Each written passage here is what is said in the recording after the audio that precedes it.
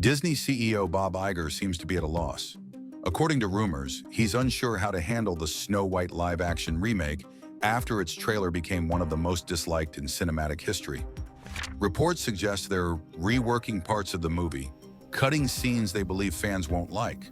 But is that enough to fix the problem? Apparently not, as Iger himself is reportedly frustrated and skeptical about the production team's direction. Its left-wing policies hurt shareholders. In new SEC filing, Disney is now admitting that it's been slapped by its own customers for its far-left social and political agenda. Given the kind of year Disney has had, the CEO is probably counting down the days to 2025. Problems for Disney only increased in the years 2023 and 2024. But what was the blunder they were making? Actually started taking old classical stories and making them live action while completely tempering the story according to their vision of DEI, diversity, equity, and inclusion. But everything backfired because it was less about accepting everyone and more about attacking the existence of white men.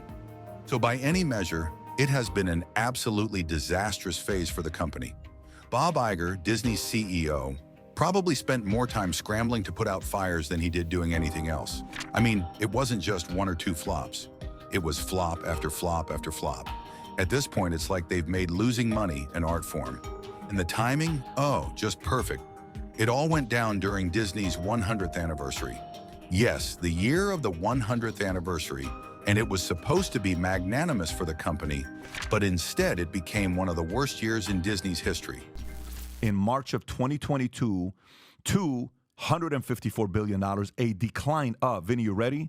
They lost $196 billion in 1 year. What? $196 billion, a 56% drop-off. Now, as if things weren't bad enough, Snow White 2025 is shaping up to be an even bigger disaster. Honestly, it's almost impressive how badly this project is going.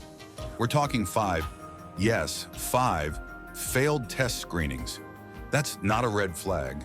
It's a giant neon sign screaming, "Abort the mission." And yet here we are. Disney's still doubling down, desperately trying to salvage what's left of this sinking ship. Between the public backlash, ongoing boycotts, and behind-the-scenes drama with Rachel Zegler and Gal Gadot, this movie has chaos written all over it. The issue? It's not just about Snow White. It's about Disney's relentless push for diversity, equity, and inclusion, DEI, in a way that feels more performative than genuine. Look, inclusivity is a good thing. It should have been happening naturally ages ago. But Disney's approach? It's less about bringing people together and more about alienating longtime fans.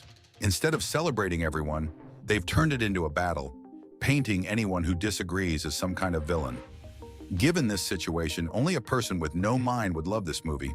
And speaking of being fed up, Bob Iger's apparently losing it behind the scenes. Rumor has it he's frustrated, panicking, and doing whatever he can to keep the company afloat. But realistically speaking, damage control isn't exactly his strong suit. Remember when he tried to downplay the backlash by saying they'd quiet the noise? Yeah, that was a joke. Fast forward 8 months, and here we are with Snow White still blowing up in his face. Iger's big idea? Keep leaning into DEI like it's some magic solution. Except, spoiler alert, it's not working. In one of his more recent statements, Iger went on a whole rant about the boycotts, calling them insulting and inflammatory. According to him, the critics are a minority who don't understand Disney's vision for a more inclusive future. Okay, Bob, but here's the thing. If that's true, why are your movies tanking left and right? Why is Snow White facing such massive pushback? Maybe, just maybe, it's not the audience that's the problem. Maybe it's the product. Their story. How much money did Disney lose? Then last, what did it say? 200 and how much? Because what? They're having a problem with their content because the people that you're talking about, us against them, we're not buying that crap. Let's not forget the CGI dwarfs. Oh, the dwarfs. Who thought this was a good idea? They look cheap, lifeless, and downright embarrassing for a company with Disney's resources. The decision to replace real actors with this mess feels like a game-over shot from Disney. It clearly looked like they didn't try to make things special, but took everything for granted. And the fans noticed. Undoubtedly, they noticed. With this, Disney lost the very audience who were keeping the lore of Snow White live since the 1930s. Everything Disney did mixed up to be a recipe for disaster for the PR of the movie. The irony in all of this is that Bob Iger is supposedly gearing up to retire in 2026. He's trying to secure his legacy, but at this rate, his legacy will be the guy who ran Disney into the ground. It's almost sad to watch. Almost. But then you remember all the blatant missteps, the tone-deaf decisions, and the way they keep doubling down on bad ideas. And it's hard to feel too sorry for him. The situation got so serious that even Disney's board of directors is reportedly losing patience. It got to the point that some of them were pushing for Snow White to skip theaters altogether and go straight to Disney+. And honestly, that might be their best move at this point. Sure, it won't save the movie from being a disaster, but it could at least soften the blow. The problem is, Iger's ego won't let that happen. He's determined to prove the doubters wrong, even if it means dragging the company through the mud in the process. To unpack, first I'll say, is any of it Bob Iger's fault? Of course it is, right? But Bob Iger wasn't uninvolved in setting the stage for what was going to come after him. You know, you're not Bob Iger and then shocked and dismayed to figure out who they replace you with. Now, the interesting thing is that Disney's problems don't end with Snow White. It's absolutely not all. This major boycott and crisis isn't just about one movie. It's about their approach to making movies. Fans feel like the company has completely lost sight of what made it special in the first place. Rather than focusing on presenting storytelling and timeless characters with special regard, they're obsessed with pushing every little point of woke agendas. And let's be honest, it's not working. The audience can see right through it, and they're not buying what Disney's selling. Literally. The solution is not simple.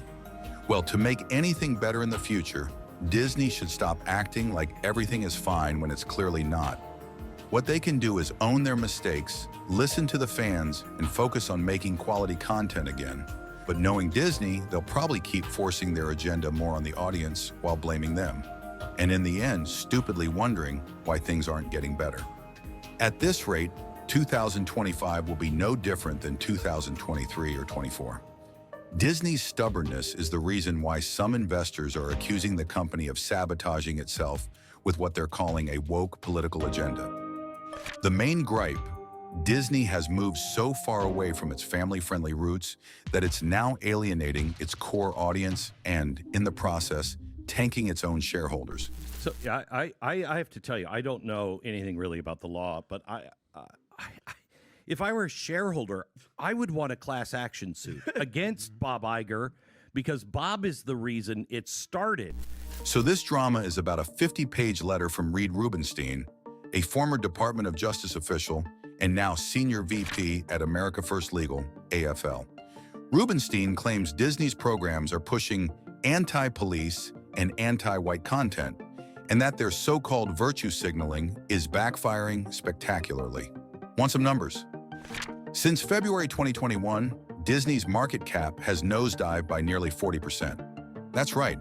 It's dropped from $341 billion to a measly $207 billion. For context, that's like watching a mansion shrink into a tiny fixer-upper. Rubenstein called out specific shows, like Disney content that promote the woke agenda. Apparently, this show tells kids that racism in the world affects me and you, and pushes the idea that skin color is the ultimate defining factor of identity.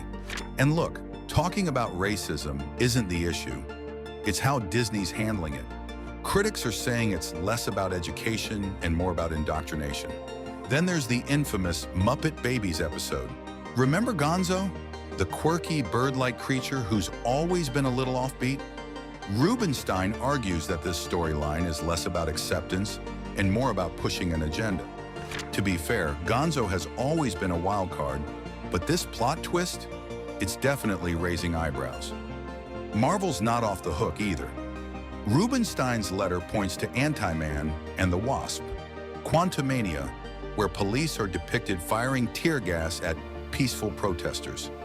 According to Rubenstein, moments like this add fuel to the fire, painting law enforcement in a bad light and alienating Disney's more non-left viewers. Then your audience we're going to tell our story. No, you are here to tell the story that our audiences want to hear. So what's the end game here? According to the AFL, Disney needs to ditch the progressive agenda and get back to its roots. Gene Hamilton, AFL's executive director, says Disney's been pandering to an insatiable activist movement that's dragging the brand far from its original magic.